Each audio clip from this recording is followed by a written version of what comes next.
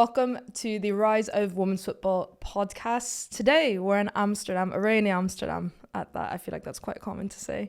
Francesca Sullivan, you are it's a long title, so I have to read it a bit. The Global Head of Women's Football, Player Management, Recruitment and Strategy at Adidas. Yes, it's a bit of a mouthful.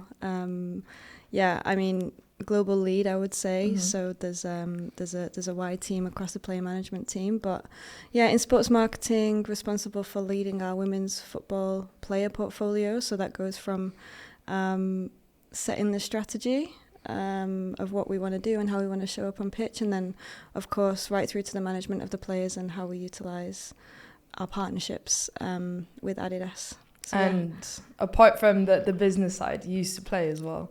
Yes, I used to play. By the way, thank you for having me. I went straight into the right question, into thank you for having me. It's a pleasure to be here and be able to hopefully show a bit of insight into my side of the world of women's football. Sorry, what did you ask me? Being a former player. Yeah, so I was lucky enough to grow up through a few of the academies in England. I lived in Manchester as well, so I had Manchester United, my team, and then also Manchester City as well, who I played for, because unfortunately the Manchester United senior women's team didn't exist then, let's say. Played, I feel like, at quite a lot of clubs actually. Had the opportunity to play in the US as well, which was amazing. Tied that in with a master's and a scholarship. So I feel like football has served me well, definitely on the playing side and now obviously in the career side. So. Yeah, all that research to get to what you do now, essentially. Yeah, exactly. How would you introduce yourself to someone who doesn't know you, both personally and professionally? If you mix those two, you're like, hi, I'm Francesca, this is who I am. Obviously Francesca, born and bred in Manchester in England.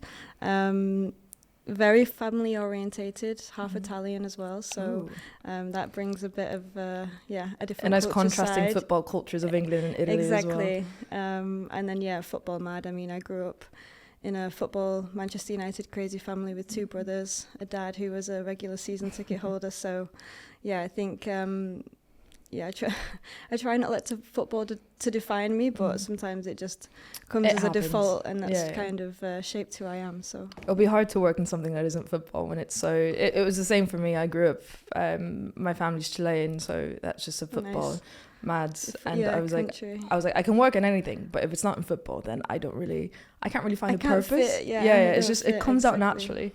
Exactly. But now you work in football for one of the biggest global brands, periods, and one of the biggest brands in football, Manchester United brand as well. Yes. How do you explain your daily work life? What do you kind of do outside of the downtime of meetings and everything? Yeah, no, I mean, it's quite difficult to explain actually, because no one day is the same, which is what I love about the job. But essentially, like I said, we're responsible for recruiting players and forming partnerships with players with the Adidas brand. So the team that I have out in Europe and one girl in the US, we are constantly searching for new players, making sure that we're identifying the players that we want and resonate with our brand, that we want to have a partnership with.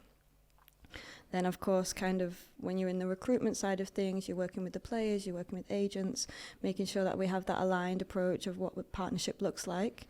And then once kind of that hard work is done, and then we do have a portfolio of players, then it's about, how do we then make sure that we're using the player profiles, or we're aiding the player profiles from an Adidas perspective, and we're getting a mutually beneficial partnership out of it. So we're helping them along with their journey, helping increase the profiles, helping increase the visibility of women's sport. But then equally, they're the cool girls that are on the field rocking our boots, or even off the field with all of the collabs that we have. We want them to be kind of front and center and really showcasing and being an ambassador for our brand, essentially. It's quite special, especially women's football. It's been just over the past couple of years where brands are really starting to focus on the women the same way as the men, because we've seen it for many, many years. The men have, special boots, special shoes, the brands and everything. And now the women's side is finally starting to get that. Yeah, exactly. And I think that's a credit to the sport and to the players themselves. Of course, we give credit to the brand and Adidas for being so open-minded and believing in the women's game. Mm-hmm. But that doesn't come if the game isn't in a state or come as far as it has done. So yeah, I think it's credit to the sport, but then also for Adidas to be agile and be open and, give the girls the opportunities the same as the men's. And I don't like comparing it men's and women's because it is different. But when it comes to branding, I feel like it's quite like in your face, the difference. But now it's kind of more, it's unison overall. Yeah, and nice. From a brand perspective, look, there are going to be similarities that we can hit with the same concept that fit men and women, but often that's not the case. What we do for the men doesn't necessarily fit for the women. So, and I think we've done a really good job of recognizing that and tailoring maybe what was the template or the usual, and making sure that it actually fits now in all areas, whether it's product, whether it's communications, whether it's activation. And making sure it fits for the women and not just necessarily a copy and paste and be like, yeah, that'll do. We do it for the men, so that'll be all right for the girls. Like, we are actually, changing things and evolving things to make sure it fits. So yeah, no, that's so important. I think that's such a key detail. I really like that you mentioned that. That's so overlooked, and a lot of the times it's like grand equality, but equality doesn't necessarily mean the same thing for each. It's understanding the audiences, it's understanding everything. Men's football has evolved in a way that's gone very far from football, the way it's traditionally been seen. So everything that works for the men right now just won't work for the women, because the game's at a different level, commercially, everything across that. So it is, I really like that you mentioned that it's such a key thing to kind of involve in any agency and any brand and anyone involved in women's sport that kind of does both men and women's, is kind of acknowledging how different both are while still keeping the respect for both equally, if that makes sense. It's not easy, and it takes a lot of time and investment in terms of knowledge and really being open and wanting to learn about the women's game. But yeah, you're right, I think in all areas of the sport it needs to have that recognition. How has it been for you, because obviously you have that experience, that recognition, the knowledge of women's sport, being a player, kind of, especially over just the past 2 years, women's football has evolved so much, and over the past decade that evolvement has just been ridiculous. For you, kind of living that and being in the position that you are now, how has it been kind of putting those two together? Yeah, I mean, it's been a bit surreal actually, because I mean, my career started at Adidas when I was still playing, so I always had this career minded side of me, and then also going from brand to player to brand to player. So I've just been glad that I've been able to bring my experiences, real, true, authentic experience of women's football into the brand that maybe they didn't necessarily have before. Of course, you can do as much research as you want and, find all the stats and the data, but true insights come from actually being in the field and being in it and realising what's happening and where things need to grow and the direction that the sport's going in. And I think for me, thankfully, we've got an amazing team at Adidas who trust me. And it's not just me, but also the team that we bring on board and also have experience in women's football. There's an element of trust there, and it's like, okay, we listen to the experts and let's go forward. So I think that's been I've been really privileged to have a team and a leadership around me that has kind of embraced that. And that's, I think, one of the main reasons why we're heading we're already in the right direction, but keep going in that same direction in women's football for Adidas. And how has it been kind of translating when you look at people outside of your team, when you're talking to, maybe a higher up at Adidas or a global partner that doesn't necessarily have much involvement in women's football? How has it been to kind of translate what you're doing at Adidas, your personal experience, the players' experience, feedback, to kind of more of a business model that outside of football? Yeah, I mean, it's again, that's always not easy, but we're a huge sports business and the number one priority is sport, so it doesn't matter who it's played by. And I think I've never really found that barrier because, you know, it's just because it's a women's sport, Adidas are not interested. No, Adidas are the authentic football brand since way back when. So there's always that kind of rooted interest.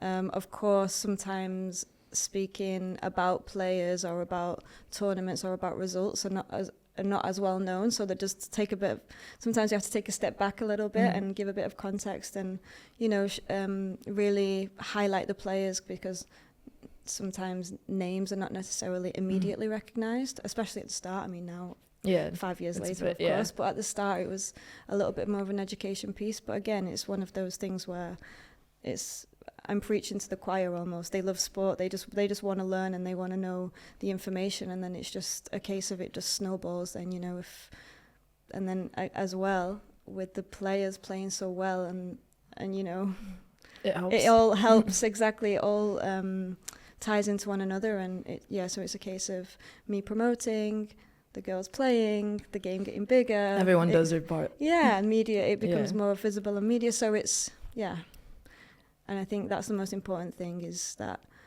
the people, the leadership teams, whoever it is, that they need to be able to, first of all, kind of relate to the players and the sport, because if you don't relate and you don't have that invested interest, it's going to be difficult. Yeah. But then also be willing to learn a new thing. True. You know, so. For you, kind of the process in your job, you've been at your job, it's been 4 years. Yeah, 4 years. That you've been in this title. Yeah. How has been, obviously before that, maybe a bit less demand for someone specifically, or a whole team dedicated to women's players specifically. How has the process been in your job, in your role, and how it's progressed throughout the years? Yeah, because 4 years ago would have been the women's Euros almost. 20. I joined in 2021, so yeah, we was building up to the women's Euros. But yeah, I mean, if we take it back even further, I was working in the Adidas UK office from 2014 to 2018, I think. Started in customer service, so really started a very humbled kind of beginning, but quickly realised where I wanted to be, and then obviously worked my way through there. But when I joined the brand, there wasn't a women's football player management division. It was all, I joined the team managing male players, and then obviously at the time I was still playing. I was playing at Man City. I had that invested women's football passion. So put a small business case together to say, hey, like, let's start bringing some female players on board. And we started with 5 players. Okay. So had the first 5 signings. And now there's about 100 players in the UK alone. So to talk about how it's evolved, I mean, that's just that number just says it all. One example. And then, throughout the years, obviously the brand recognised the growth of women's football then. And then the global role started to be formulated. So I'm actually the first one in this role. Didn't exist before. And the girls that are, the people that are being recruited at the moment, it's females that are in those roles at the moment. But, they are the first ever to be in those roles as well. So we're really kind of creating a legacy and, hopefully moving the dial. Yeah, no, it's definitely working in the right direction. How does it work? Can you talk us through a generalized, I'd imagine there's so many steps and processes and back and forth of recruiting a player, and what's important for you when you recruit a new player to sign with Adidas? Yeah, I mean, the process can be quite long depending on the player and the situation. But we're all about partnerships. You know, you hear endorsement deals and sponsorship deals, and I think those kind of deals are quite transactional, and it's like, okay, we will, you know, compensate you for doing this for the brand or whatever. Whereas we see it more as a partnership, and when we're looking to build our portfolio, that's what we want. People have the same values, as Adidas. We have the same we're going in the same direction. They want to be on board with the brand. So I mean, there's a lot of factors, but I think that would be the main thing is the partnership and having that longevity, because we want to partner ideally with players for the whole lifespan of their career. You know, there's many examples of athletes where they've stuck with one brand for the whole career, and they've become legends of the game, but icons of the brand as well. So that's what ideally we want to build in a perfect world. And, you know, there's always factors that come in and maybe disrupts that, but yeah, that's the partnership and the synergies between the brand and the player is the most important to us. The synchronized. I really love I think one of the icons right now, when you think of Adidas and you think women's football, it's Alessia Russo. She's kind of the big one with David Beckham boobs. That's absolutely a brilliant collab. Obviously Aitana Bonmati winning the Ballon d'Or, the Adidas boots post the Ballon d'Or. You have so many nice collaborate, and it's personalized on such a big scale. How has that been to kind of achieve such personalization on players and clubs and everything, while still kind of being a big brand, a global brand? To be honest, for me, it's been amazing because it's been pretty easy. I don't want to make my team's going to be like, no, it's not. It's easy. No, but in terms of just saying, hey, product team, we have the best player in the world here. Can we do something? And they are like so for it. They're like, absolutely yes, because they love football also. They love their products. They love the opportunity to create something new. So again, like everybody is. If you give people the opportunity in Adidas, they will go for it and they will do it, and that's really, really nice to see. Like I said, it's credit to the players because they're putting themselves in that position. But then when we take it internally to the brand, and even sometimes it's not me taking it, it's the brand coming in and saying, can we do this for Alessia? Can we do this for Aitana? Can we do this for Trinity Rodman? Can we? You know, there's endless names, Michelle Aguimang, so it's, and sometimes we have to put brakes on because too much work. Yeah, exactly. No, I'm joking, but it's everybody is fully on board. It doesn't feel like there's any convincing to be done anymore. It's just like, how can we make the best opportunities work in the best moments at the right time with the right players? That's what marketing is, right? I guess one of the best things on football also is that there's a blank canvas. A lot of these things haven't been done before. Yeah. So essentially it's kind of making it yourself, making it unique, making something new, which I think is quite fun, especially for brands. I feel like that's such a fun, creative challenge. Yeah, and there's a whole space there that hasn't been touched, and sometimes maybe you look at older campaigns or something, you're like, oh yeah, we did that then, but now it's like you said, it's everything is fresh, everything is new.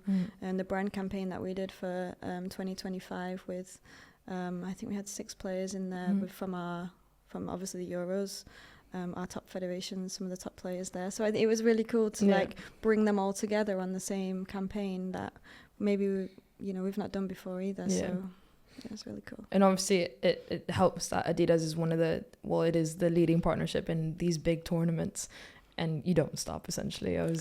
You kind of one finishes, all right, when's the next one? Obviously the World Cup coming up the next 2 years for the men and the women. How is that managing kind of, you finish one thing, you've obviously the Euros just finished now this summer, now you have to look forward to the World Cup. Before that it was everything, and kind of there's always something to take care of. How is managing that kind of pace of kind of... Yeah, it's a difficult one, and the team and I sometimes just have to take a breather, a second, regroup, and obviously take some well-deserved time off as well. But I think to be in this role, to be in the sports marketing player management team, whether it's men's or women's, but we're talking about the women's here, you have to have the passion for it. You have to absolutely love what you do, and want to be there to make a difference and help the game grow forward, etc., etc. So I think you're right, it doesn't stop, which is not the best thing to say, let's say, from a work-life balance perspective or whatever. But yeah, I mean, what we do also is combining our passions. We go to the games, we go to the stadium, so we get the nice side of the game too, which also warrants the hard work when it's a non-stop pace. So yeah, but I think that's the most important thing. We have to love what we're doing, and as soon as we fall out of love for that and the passion dies, the hours just become then heavy. It's going to be a really, really tough sell. But at the moment, we're all good, and we're all on the train. Still sane, still sane exactly. so far. Obviously the World Cup coming up, Ballon d'Or is obviously a big feat as well. Is there what kind of strategy, what general strategy are you looking for globally and women's football particularly going forward for the next few years? Certainly a growth strategy. So obviously we need to keep up with the growth of the game. But when I talk from a player's perspective, we are 100% on with building the best player portfolio. So we want the best players in the world. Also, we want to have a good representation at major tournaments and making sure that, the brand is visible. But as you said, we are the kings, queens of football in terms when it comes to major tournaments with the UEFA and FIFA partnership. So we're set there. But I think it's all about looking ahead, especially with strategy, right? And we know that the game is growing and it's looking into the future of the players, next generation players that are coming through. And I think that's where now you mentioned some of the top players that we have in the world, and they are obviously very, very important to the brand.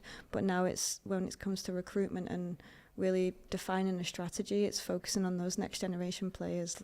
We need to be there first, and we need to know who those players are, have those partnerships with those players that I spoke about earlier, making sure that we have the right ones that fit with our values and what we want to achieve as a brand. So it's looking into the future and obviously continuing that growth. And how is it? Obviously you have a lot of players in different key markets. Obviously the UK is a big one. I think traditionally the UK has been really, really good with Adidas, the David Beckhams. Now you translate that into Alessia Russo's. It's quite a prominent brand in the UK. I think Spain as well, obviously the national team, Adidas, you have Aitana. Germany, to say the least. How has it been because obviously women's football is kind of gathering all together. How do you hit key audiences in different markets? Yeah, I think that's a good question. Because the game's not growing the same in each of those markets. But I think having the key profiles in each of those markets is the way that we win there. So, for example, in Germany, there's Eula Brand. In Spain, there's Aitana. In France, there's Cadidiani. So really making sure that we can connect with the consumer in that market through our players, the recognizable players.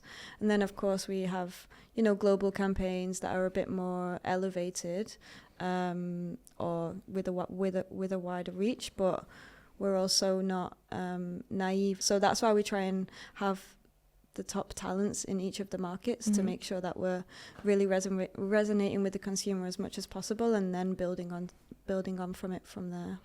I also, Adidas, kudos, what I really like about it is balancing football and lifestyle. That's quite special, I think, especially when you look at such a sporty brand. A lot of the marketing, a lot of everything is really based on kind of what happens on the pitch. But Adidas really balances that lifestyle off the pitch life, essentially. The players have to wear normal clothes at some point. Yeah, have to and be I off think the that's pitch. probably, outside of the really, really cool football boots that we have, then the lifestyle side of stuff, the collabs that we do, obviously just the originals ranges. Yeah, is with the probably clubs one and of the everything. best parts of our brand. Yeah. But yeah, I think that's super important as well. Like you said, they have to wear normal clothes, and the players are people. Yeah. They're not just football players. They're not just defined by what boots they wear and what team they play for. They also have personalities off the pitch, and that's where, again, when we talk about partnership, that's what we want to tap into, understanding the players, who they are as a person, what they want to achieve. Some of them are really into style and design and are really creative, so we try to bring that out of them, and obviously again make it mutually beneficial in terms of they can have input into what our product looks like, or maybe how the boots fit or feel, and really bringing the person out of the player. And then from a marketing perspective, I think it also helps because bringing the player outside of football just helps humanize them. And people and fans, I feel in women's football especially, follow the player because, you know, I follow Barcelona because I like Aitana Van Mati. It doesn't necessarily mean you're a Barcelona fan, but and I feel like we see that a lot in the women's game as well. So bringing the football players outside of football into all different areas of our brand is really working well, and I think it's again humanizing them and helping build their profile as well outside of the game. Do the players give you a lot of feedback with like key things? Like what's like certain examples? Yeah, some do. Certain example. Well, I mean, when we this is football, but it could have been anything.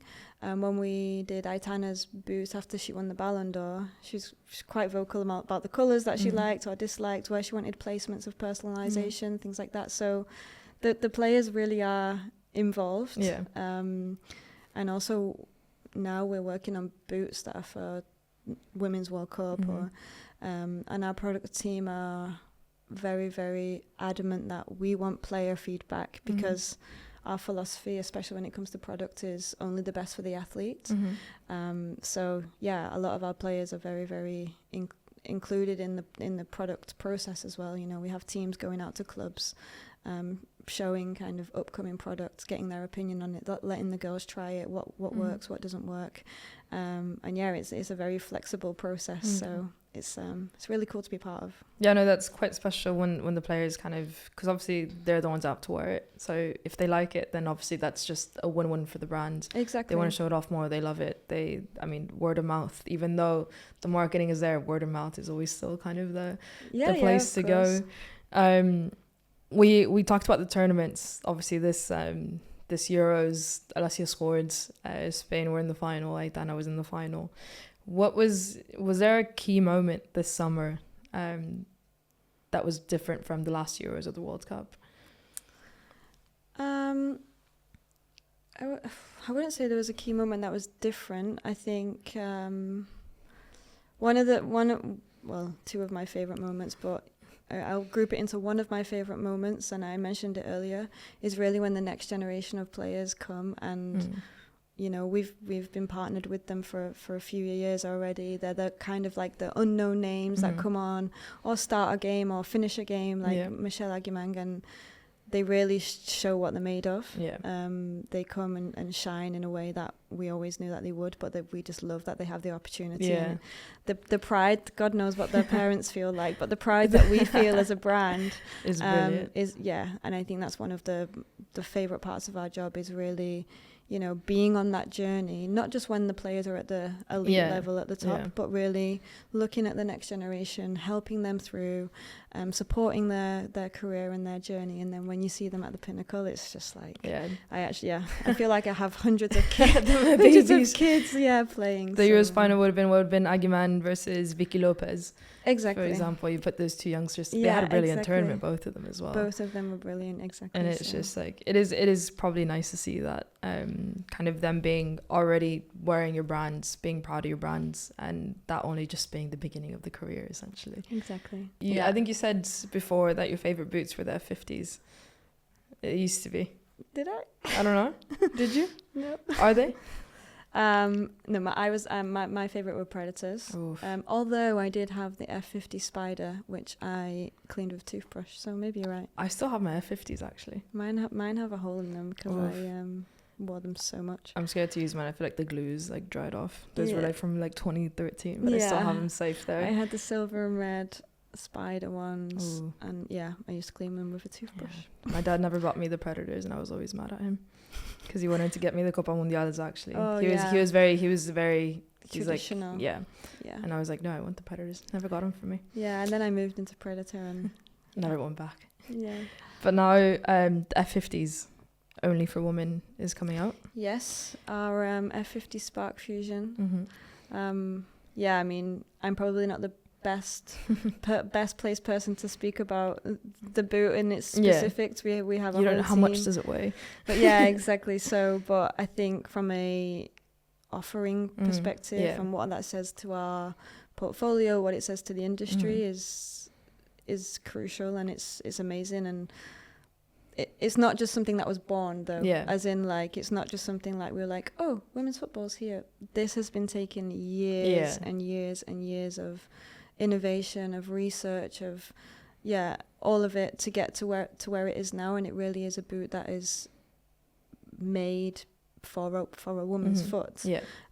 So I think the fact that it exists just shows how serious Adidas is about women's football, about the opportunities that we want to give to women, and not only just women's football, women's sport. For you, your job obviously with these new boots for women, obviously that kind of expands your player recruitment when you're looking at key players using these boots, what profile fits these boots, because obviously each boot, I think now it's a bit less, but each boot always has like its defensive kind of mindset, midfielder, striker. Now it's a bit different, but obviously the F50s were always more of an attacking sort of boot. Yeah, it was more like the speed, lightweight boot. The Predator's probably the creator, goal score. I mean, they all interchange, right? Now you have defenders playing with Predators and everything. Yeah, but I just think the way the game has gone now, you can't bucket players. I mean, now we say defenders, but those defenders are like forwards, like going forward with wing backs. So it's, that all players are just so complete now. For me, of course, we'd ideally want to keep in those concepts, let's say, of the boot, but as long as the players are happy and comfortable, that's all that matters, I think. And more projects, obviously these take so long. For you, what's kind of one project that maybe you have in the back of your mind, or something that you would like to see?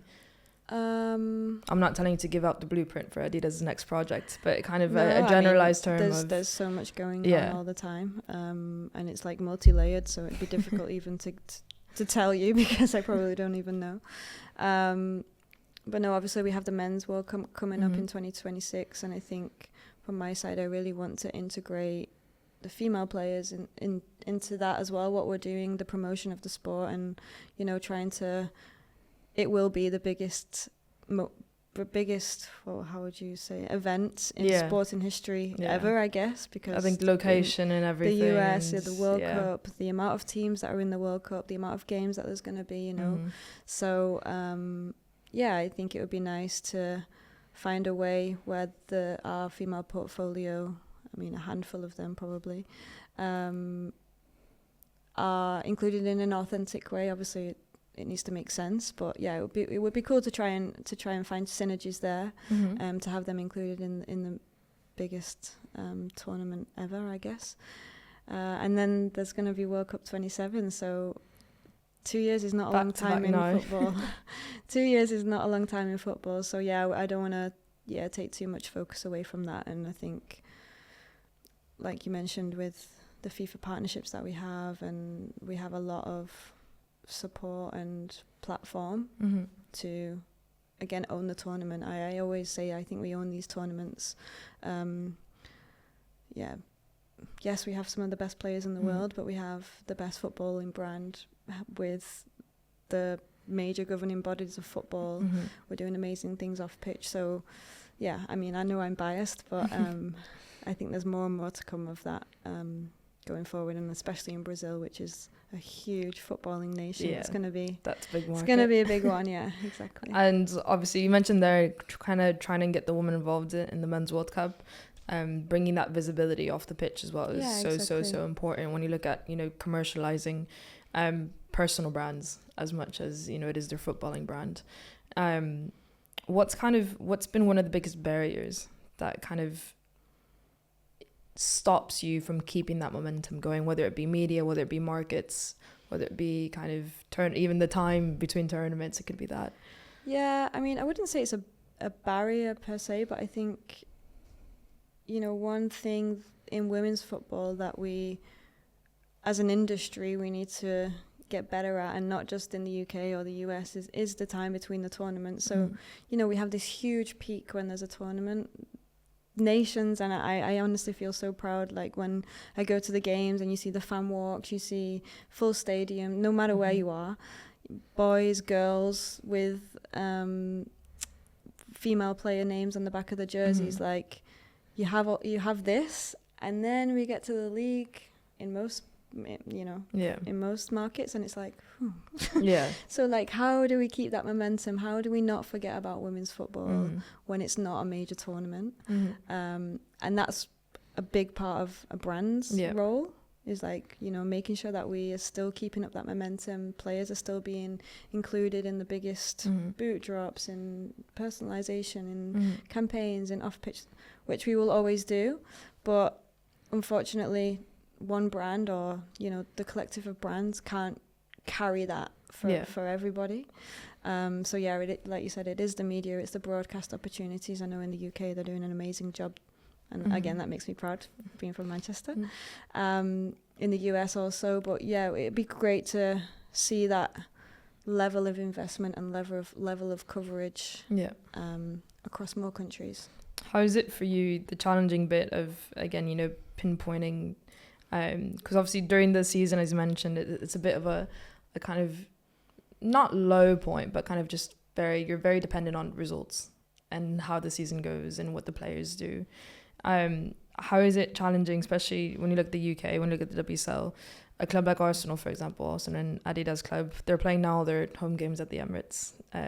You constantly have the Alessia Russos on, a big stage, but then you look at the opposite side of Michelle Aguimeng, who's at Brighton, who's a bit of a smaller club, mid-table club, not even to mention, Diani in France.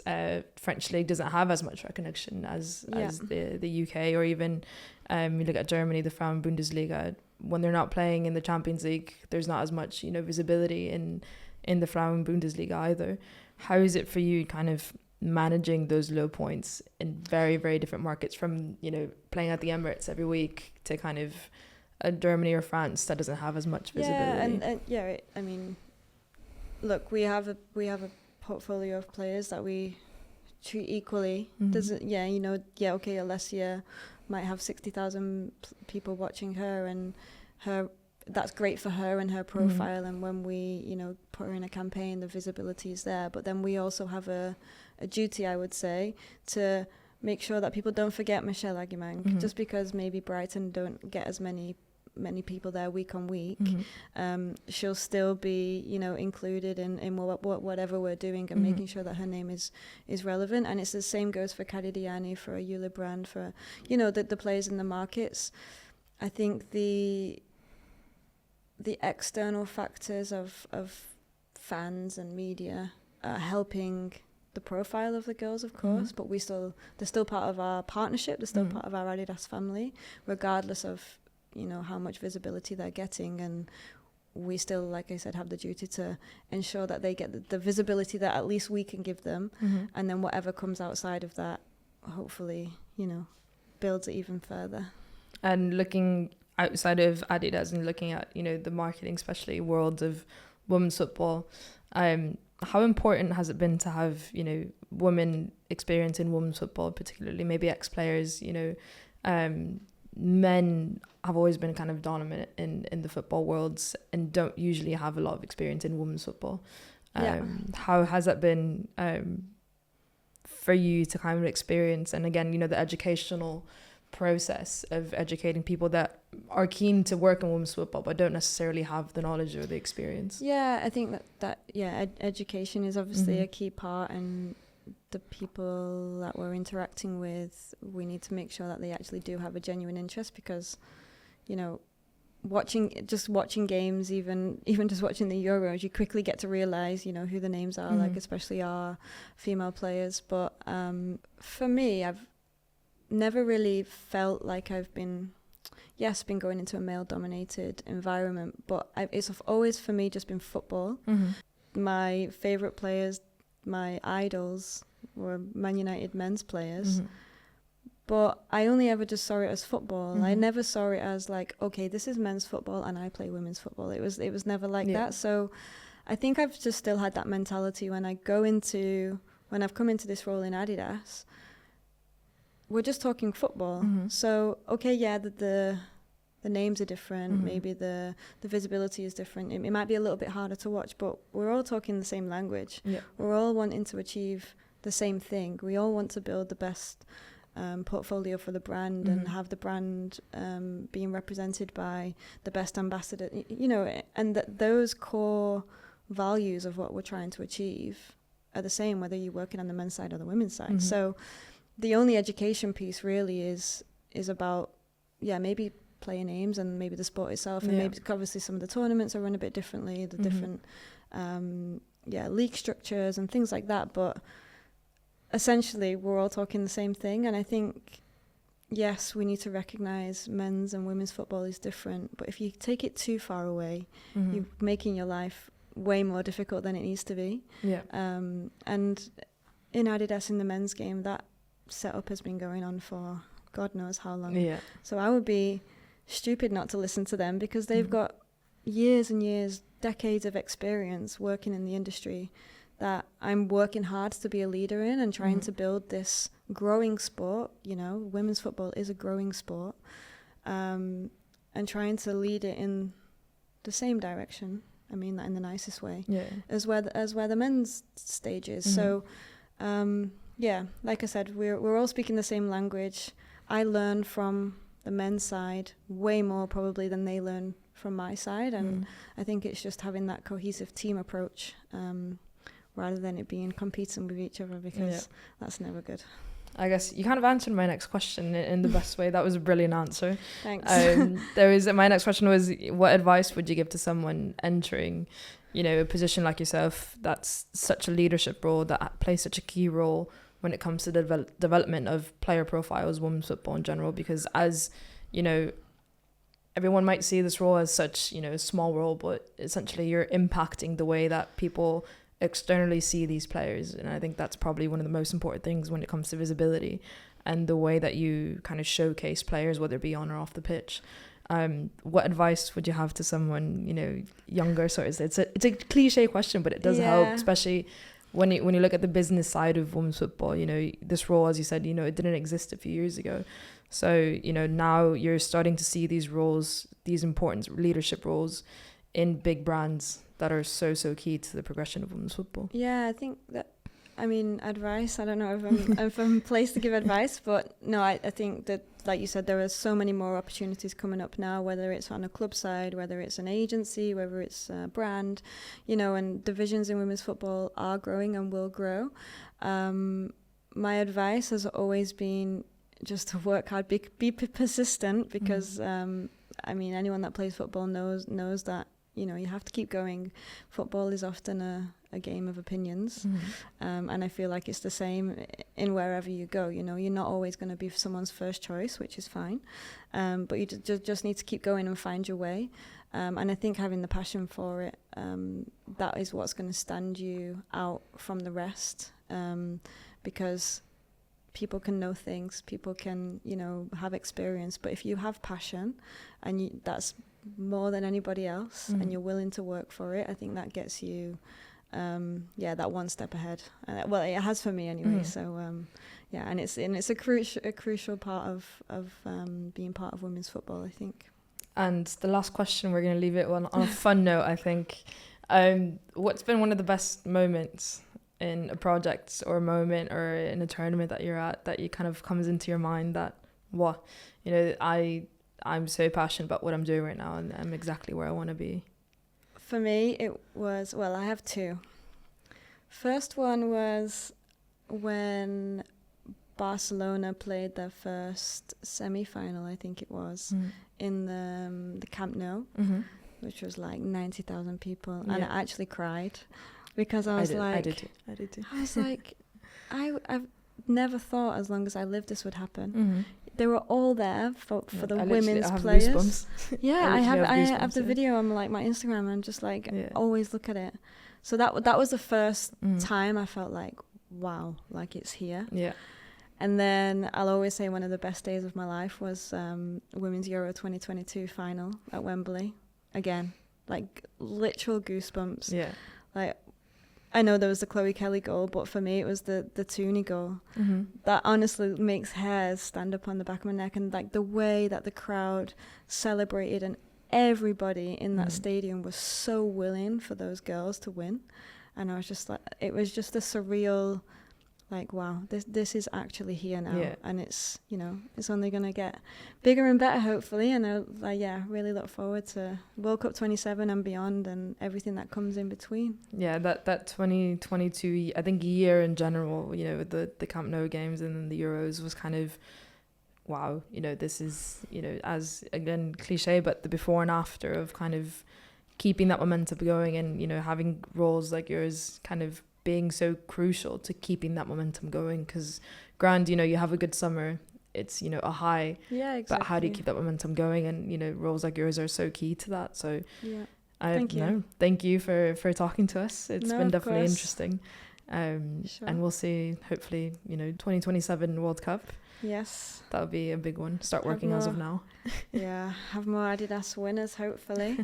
And an Adidas Federation winning, England. But yeah, it's good for us when the Adidas teams win too. So, no, it's going to be amazing. And yeah, maybe I'll see you there. Definitely. Thank you for coming on. Thank you.